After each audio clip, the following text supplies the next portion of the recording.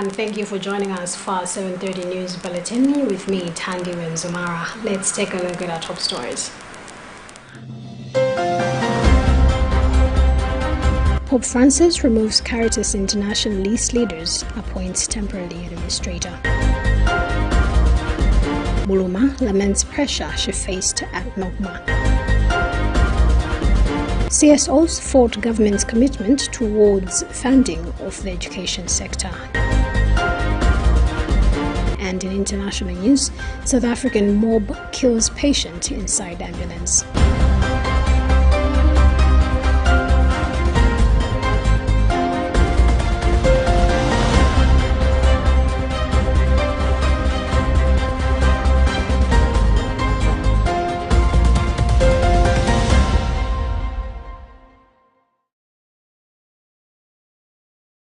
We do have the details to these stories and more. Just stay with us.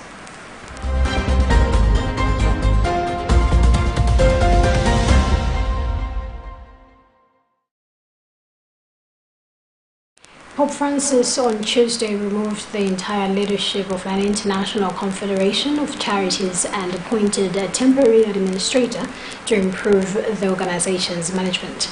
Pope Francis issued a decree yesterday appointing Pier Francesco Pineri, an Italian management consultant, as temporary administrator of Caritas Internationalis. With the same ordinance, the Pope said the positions of the Catholic Confederation's leadership are to cease immediately. We have more details in this Catholic News Agency report read by Bernard Wanza. The decision includes Caritas Internationalist President Cardinal Luis Antonio Tegli and the Secretary General Aloysius John. The positions of the Vice President, Treasurer, Ecclesiastical Assistant, Executive Council and Representative Council also end. A press release said an independent review found deficiencies in Caritas Internationalist management and procedures, seriously prejudicing team spirit and staff morale. Caritas Internationalist, founded in 1951, is a Catholic confederation of 162 charitable organizations based in 200 countries around the world. Its headquarters are located on Vatican territory in Rome, and the Vatican oversees its activity. The governance of Caritas Internationalist is elected for 4-year terms during the organization's General Assembly. The next General Assembly is scheduled for May 2023.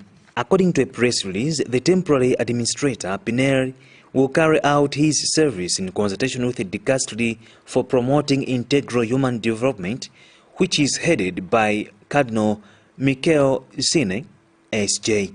The Dicastery's press release said that Vatican's Human Development Office commissioned an independent review of Caritas Internationalist's workplace this year.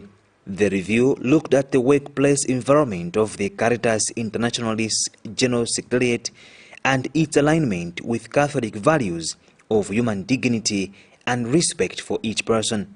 Among Pineri's administrative tasks will be updating the Confederation's statutes and bylaws in preparation for the next General Assembly in 2023.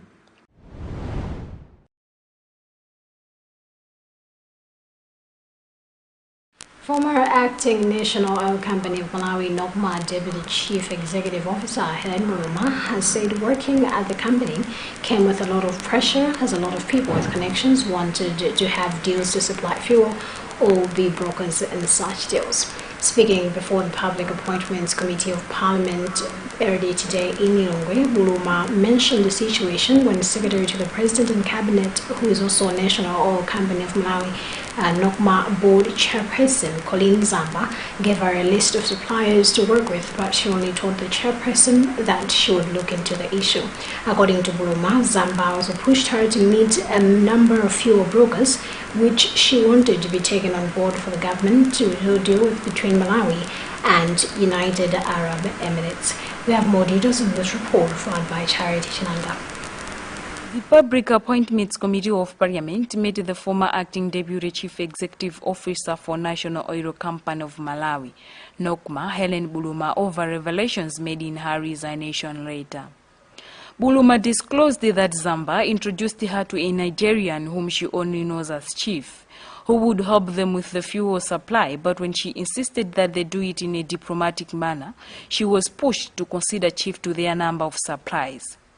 She also stated that Zambia has been accusing her of a fuel shortages saga in the country because she was failing to convene with Zambia's counterparts on the new supply of fuel. From a company called Yield Company, who is supposed to be the financiers now. I didn't understand why we're having financiers when this contract was supposed to be direct with Abu Dhabi National Oil and the National Oil Company of Malawi, and then we go through the Ministry of Energy. Then I got an email from an institution called Wabi Sabi Capital Trading Limited on the same, and that one, they sent me what they called a non-disclosure agreement. Now, that's when I wondered why, if we're doing this transparently, why should I sign a non-disclosure agreement? And that non-disclosure agreement meant that I'm agreeing NOCMA, they had already drafted it, NOCMA and Wabi Sabi would agree that whatever we discuss, or whichever parties are part of this, we should never disclose. So I was also a bit jittery why they wanted us to sign a non-disclosure agreement. So I asked questions about this, but I was pressured to say, no, you just proceed. And now they started accusing me that I'm refusing to bring in new suppliers. That is why we're having a fuel crisis. But I also knew that there was another strategy on the side for us to address the fuel crisis, and that the fuel crisis was not about suppliers, it was about Forex. So I did not respond to any of the emails. The first email from Eva came on the 4th of November.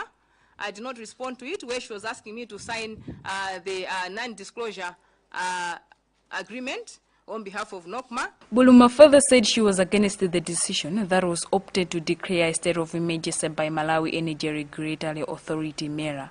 But she denied and suggested that they must have a plan to stabilize the fuel crisis because the decision might lead to negative political connotations. She added there was a politician with his Asian friends who wanted to take over the ownership of Chipoka Depot in Sarima, but she was against the decision because it is a government entity and it cannot be sold to a certain individual. Speaking on the meeting she had with President Lazarus Chakwera, she said the president told her that she should do the needful in accordance to the law, and he also assured her that he doesn't send anyone to interfere in NOCMA's operations. And with his words, she was able to withstand the pressure. Zambia was also supposed to show up before the Public Appointments Committee of Parliament after Buluma, but she failed to do so. Reporting for Luntha Television News in Lilongwe, this is Charity Chilanga.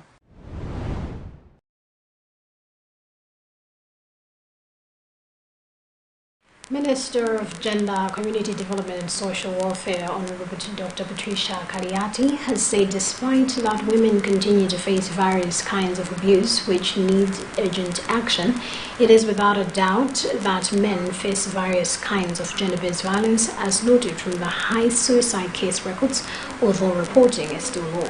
The minister made those sentiments early today as she addressed the media and other stakeholders in the fight against GBV on 16 days of activism against gender-based violence campaign to be opened on the 25th of November at Lintibe Secondary School Ground, Traditional Authority Kapuga in Leta District. According to Dr. Galiati, the day will also bring about the importance of acknowledging, promoting and protecting women's rights, women's and girls' rights to advance the national development agenda. Adina Fipiri was there and she reports.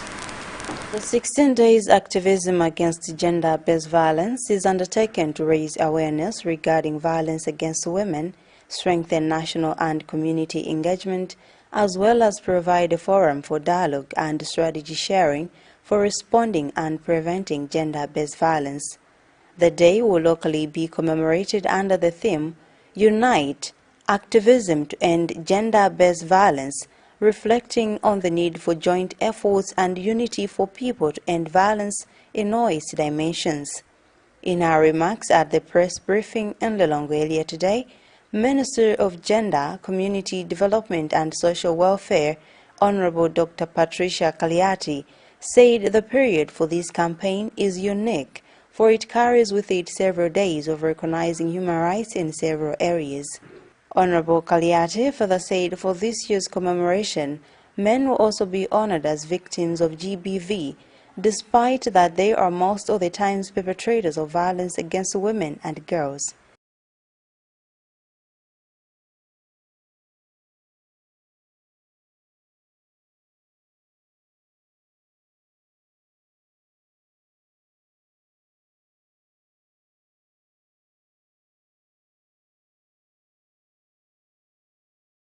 Honorable Kaliati added that avoiding violence against men, women, boys and girls enhances good parenting, which is crucial as it helps to avoid suicide cases among youngsters.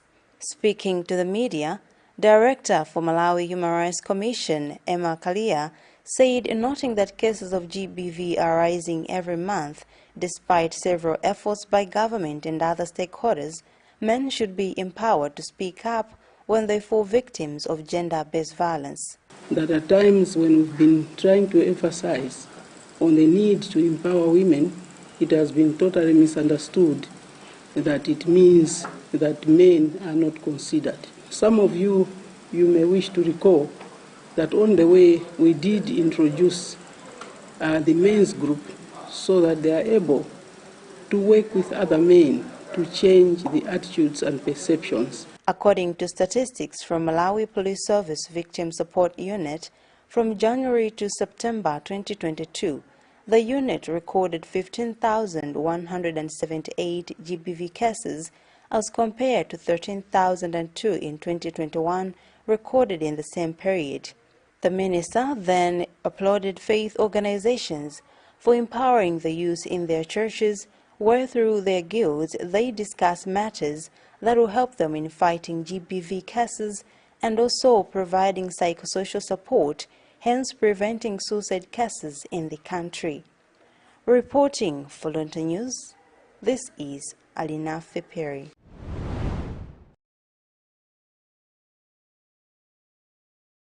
In more similar news, in line with her minister's agenda of promoting people's welfare, Minister of Gender, Community Development and Social Welfare, Dr. Patricia Kaliati, has shown her commitment in promoting girls' rights and education through a book to be launched on the 24th of November 2022. The book, titled The Path Out of Poverty, The Future for girl child education, is carrying with it solutions to challenges that a girl child encounters in higher education endeavors. According to the minister, a girl child in majority of societies is not prioritized in areas of education. Hence, the book will act as a mouthpiece to concerned stakeholders to hear the cry of a girl child and appreciate challenges that affect her in the education sector. Dr. Kaliati also said that the book has a chapter advocating for mental health, realizing that Malawi has registered a number of cases linked to mental health issues. Here is part of what Dr. Kaliati had to say. So we're urging women to be participating in a number of programs. And this one is about the path out of poverty, the hashtag the future of a girl child, thinking that the girl child education is the thing which is going to get rid of all our girls and even the people out of poverty. The whole book is in chapter 4 as well as chapter 5. The chapter 4, which we talk about the problems where 263 million children are not enrolled in schools, and this is according to UNESCO. And a fifth of the children from 6 to 11, though those who haven't even gone to primary school, maybe they might be at primary level, but they don't know how to read, write, and the counting. And now in chapter 5 as well, chapter 5 and 6 is about the factors which are the contributing factors to the problems which we're having that at sub-Sahara regions as well as all African regions, i.e. Malawi perspective, that we're having all those problems. It might be the cultural community problems, it might be issues of environment, geographical, it might be the issues of institution, it might be the issues of health as well as policy environment.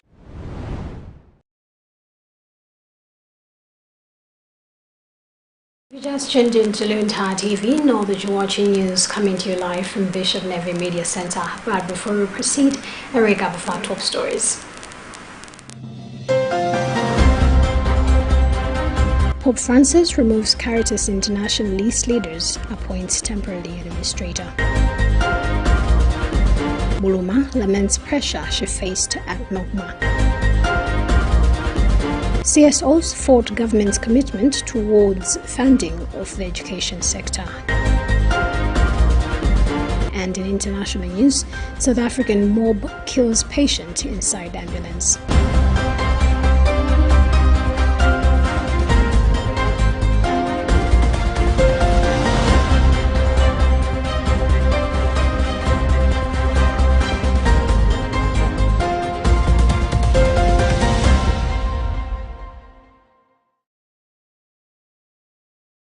Proceeding with the news, government has been faulted for its continued failure to allocate at least 6% of GDP and 20% of national budget to education.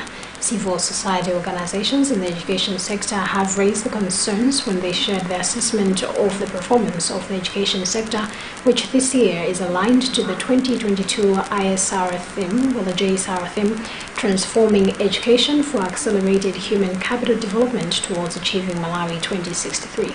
It was noted that although education has had a lion's share for the past 8 to 9 financial years, but still more innovative financing models should be explored to mobilize more resources for the sector, supported by tracking of utilization of the same, which would increase demand for accountability.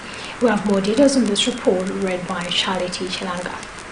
The assessment report by the Civil Society Education Coalition, CSEC, among other things, recommended the need for Malawi to focus on promoting learning other than mere access, noting that access without meaningful learning works against national aspirations.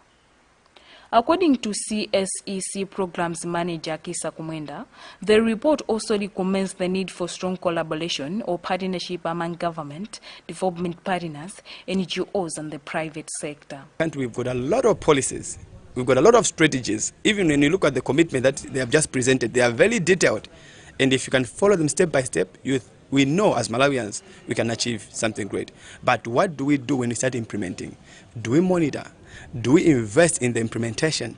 Do we invest adequate funding in the right priorities? Do we deal with issues of corruption, siphoning of the fund that was meant to go towards education? So we should go beyond access, but we should go towards parameters that will enhance learning outcomes. In his remarks, sharing President Chakwera's commitments during the Transforming Education Summit at this year's UNGA, Director of Open Distance and E-Learning at the Ministry of Education, Dr. Joshua Vareda, said that government is, among other things, committed to ensuring mandatory schooling up to secondary and ensure 100% completion rate in primary and 100% transition to secondary, strengthening foundational skills, resourcing and making the curriculum more relevant, and constructing more schools and teachers' houses, and expanding school feeding coverage from 35% to 100%. There are several areas that have been proven to be very effective and having potential to transform the country in education, and we are prioritizing those, including digitalized education. Meanwhile, CSEC has expressed its belief that technology has a great role in transforming education, making it more inclusive, equitable, effective, relevant, and sustainable. According to the CSO, they are convinced that technology alone cannot achieve our education goals, but it can be a catalytic component of education reforms that will prepare children, young people, as well as adults to lead needed transformations.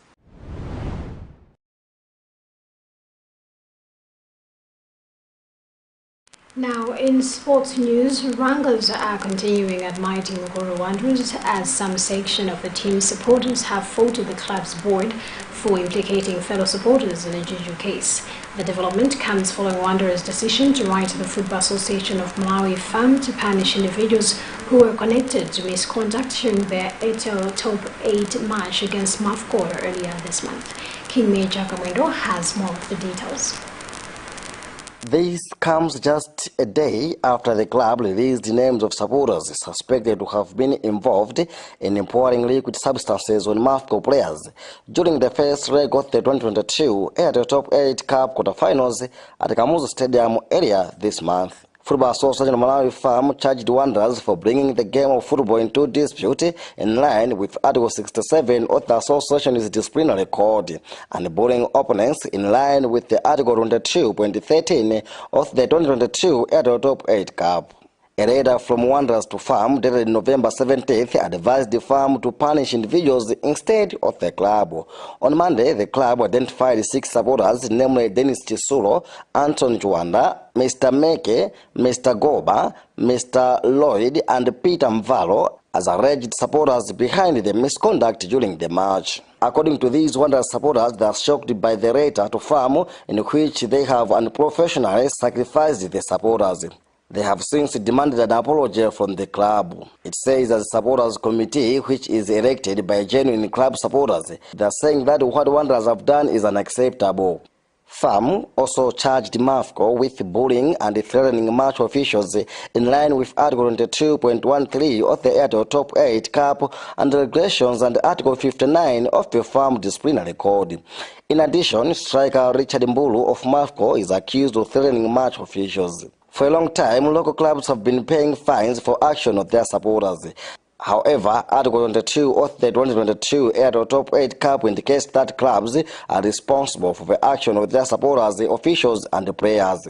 The Nomads have a 2-0 advantage over MAFCO ahead of the return leg at Chitowe Stadium this coming Sunday. This is King Major Kamwendo for Luntha Television News in a Lilongwe.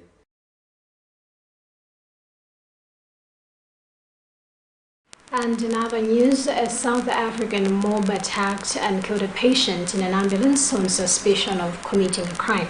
According to the Gauteng Province Health Department, paramedics had responded to calls for medical assistance after the man was injured in a mob attack. At the scene, they initiated treatment and prepared to transport the patient to the nearest hospital. And as the ambulance was getting ready to leave the scene, community members started throwing stones and barricaded the road to prevent the ambulance leaving as they demanded justice on the spot. The patient was further fatally assaulted while on an ambulance stretcher, and the ambulance was extensively damaged and medical equipment was also stolen. And that also brings us to the end of what we had for you in this edition of our news bulletin. But before we leave, a reminder of our top stories. Pope Francis removes Caritas International list leaders, appoints temporary administrator.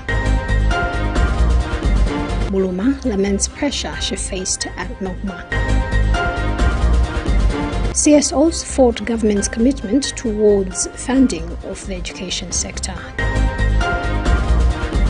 And in international news, South African mob kills patient inside ambulance.